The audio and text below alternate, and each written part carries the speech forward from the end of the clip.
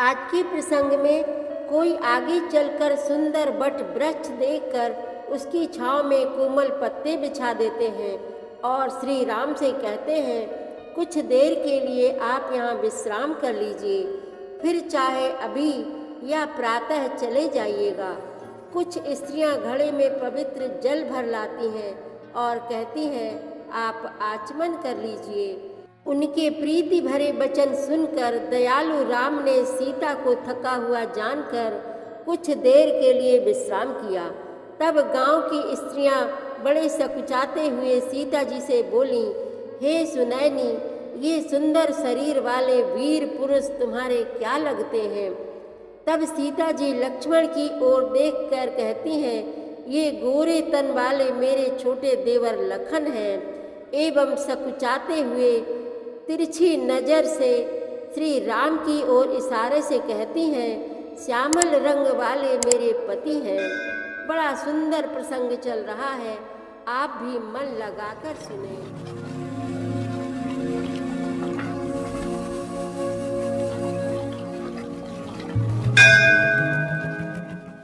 श्री रामचरितमानस पाठ को सुनने वाले सभी श्रोताओं का स्वागत है। राम राम जी। पाठ प्रारंभ करने के पहले बोलिए, सियावर रामचंद्र की जय, पवन सुत हनुमान की जय, श्री तुलसीदास जी महाराज की जय।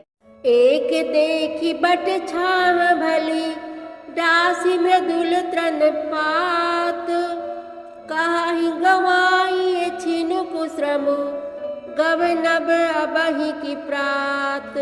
कोई बड़की सुंदर छाया देखकर वहाँ नरम घास और पत्ते बिछाकर कहते हैं कि क्षण भर यहाँ बैठकर थकावट मिटा लीजिए, फिर चाहे अभी चले जाइएगा चाहे सवेरे।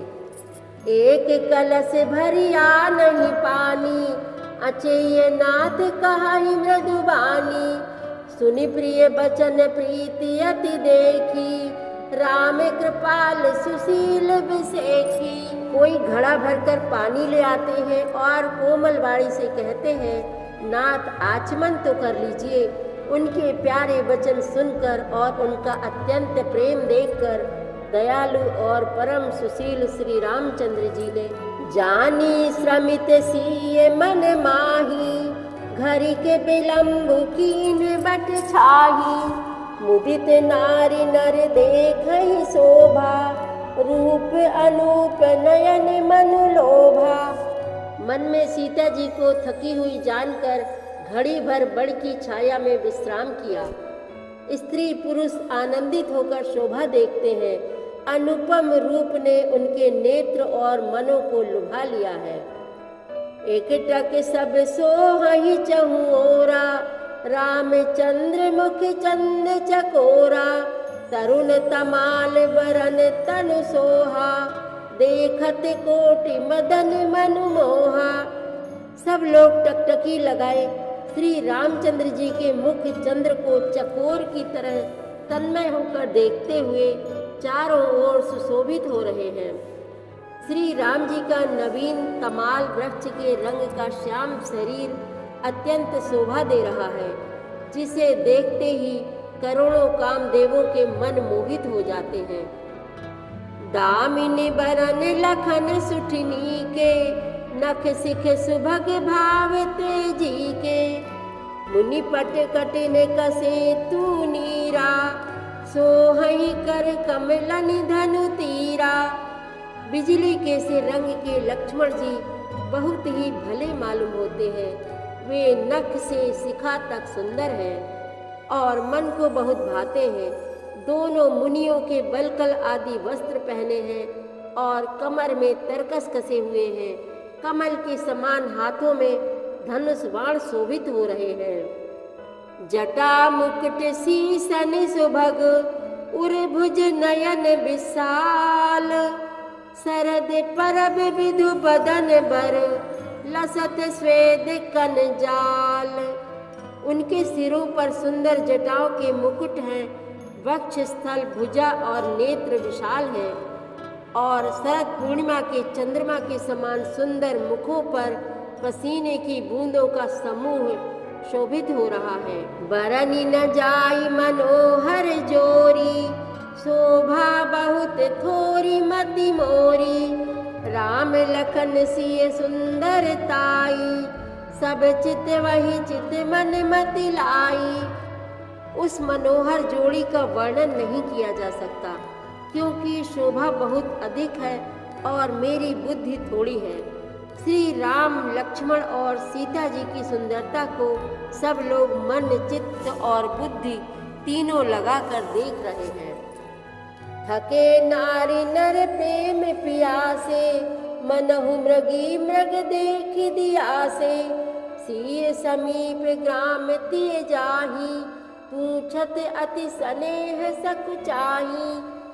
प्रेम के प्यासे वे गांव के स्त्री पुरुष इनके सौंदर्य माधुर्य की छटा देखकर ऐसे थकित रह गए जैसे दीपक को देखकर हिरनी और हिरन निस्तब्ध रह जाते हैं।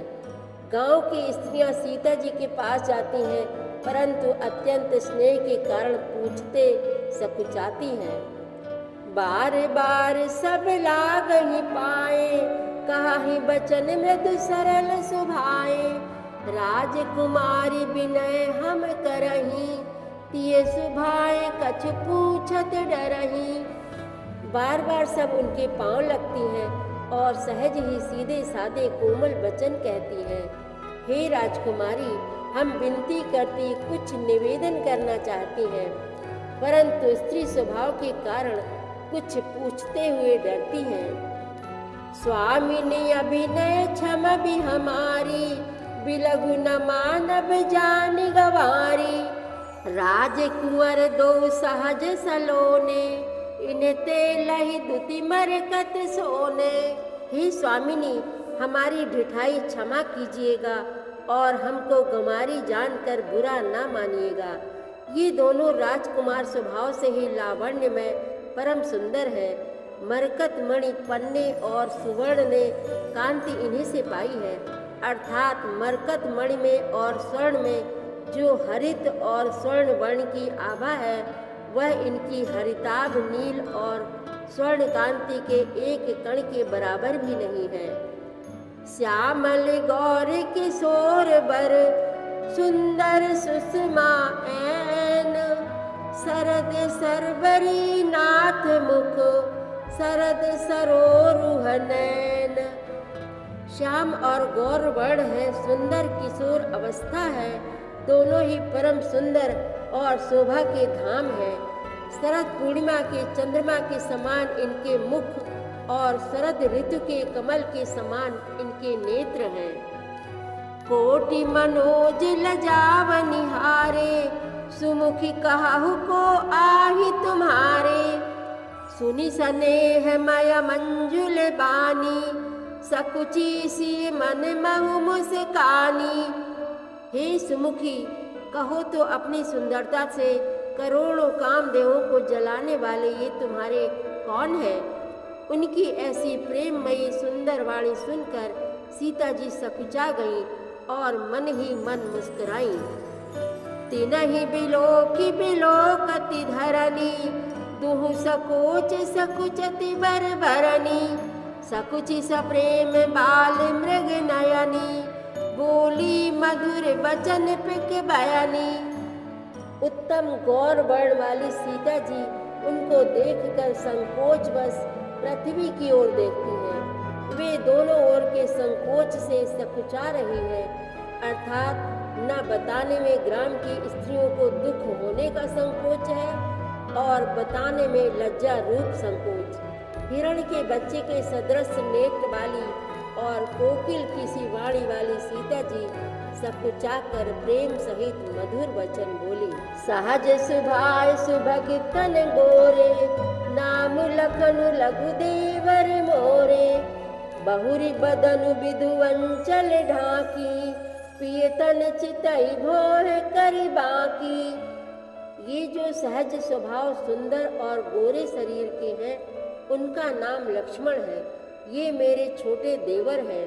फिर सीता जी ने लज्जावश अपने चंद्रमुख को आंचल से ढककर और प्रियतम श्री राम जी की ओर निहार कर भौहें टेढ़ी करके खंजन मंजु तिरछे नयननी, निज पति कहु तिन्ह सिंह सयननी।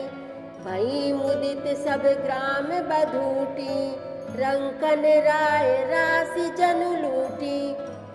खंजन पक्षी के से सुंदर नेत्रों को तिरछा करके सीता जी ने इशारे से उन्हें कहा कि ये श्री रामचंद्र जी मेरे पति हैं। यह जानकर गांव की सब युवती स्त्रियां इस प्रकार आनंदित हुई मानो कंगालों ने धन की राशियां लूट ली हो।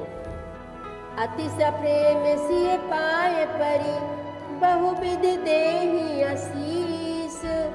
सदा सुहागिन होहु तुम, जब लगी मही अहिशीस।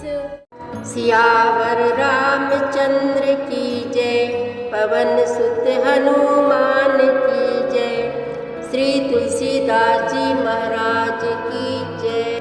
प्रतिदिन श्री रामचरितमानस पाठ में शामिल होने के लिए हमारे चैनल अपनी विरासत को सब्सक्राइब कर लीजिए और घंटी का बटन भी दबा दीजिए, जिससे रोज़ सुबह 7 बजे आपके मोबाइल में 3 दोहे रामायण पाठ के आ जाएंगे। वीडियो को ज़्यादा से ज़्यादा शेयर करके इस नए काम में भागीदार बनिए। धन्यवाद।